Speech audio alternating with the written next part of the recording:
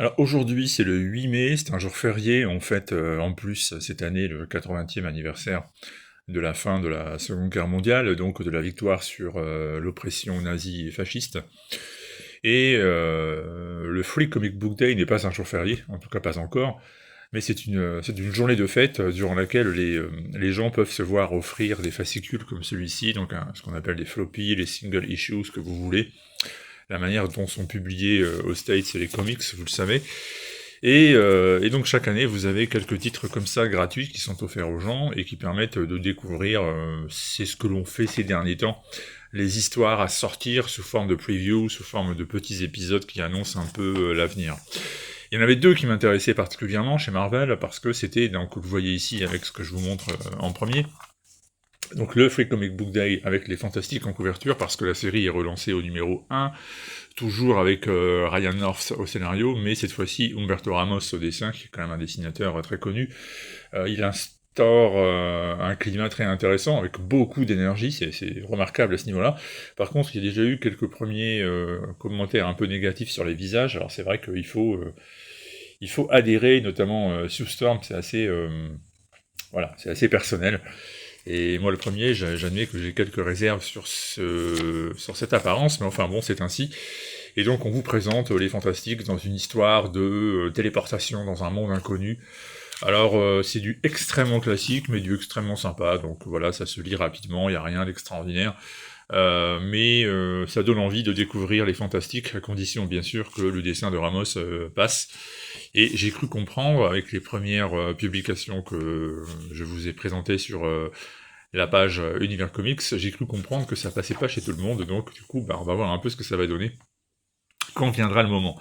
Donc vous pourrez découvrir ça dans le Free Comic Book Day qui est disponible, enfin depuis le week-end dernier, et vous avez aussi un aperçu, là vous voyez, les X-Men, on vous rejoue l'épisode classique de la formation d'un nouveau groupe par Charles Xavier pour aller sauver les anciens qui sont prisonniers sur Krakoa.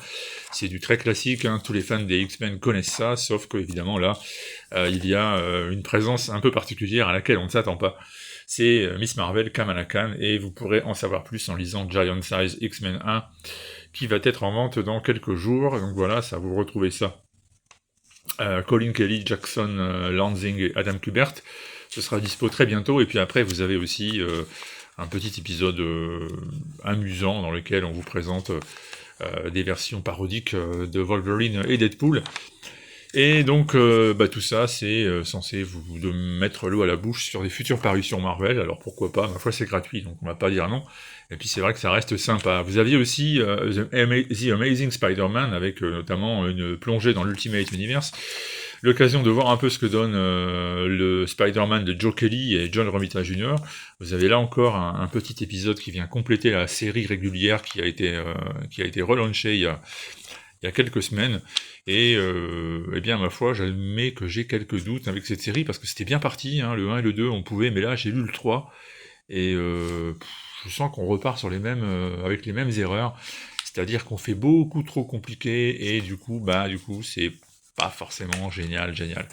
Vous avez aussi du Miles Morales, on retrouve donc Miles Morales qui est invité par le Maker à faire un tour dans l'univers Ultimate, sauf que ça l'intéresse pas trop, mais qu'il va pas avoir le choix, vous allez voir pourquoi.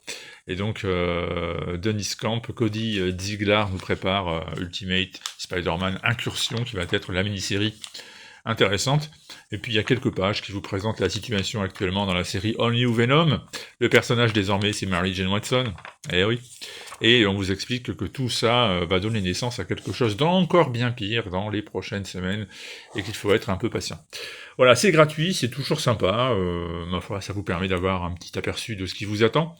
On aime ou on n'aime pas, que devient Marvel, êtes-vous toujours des Marvel fans, vous pouvez vous exprimer, on attend de vous lire, j'essaierai de vous répondre.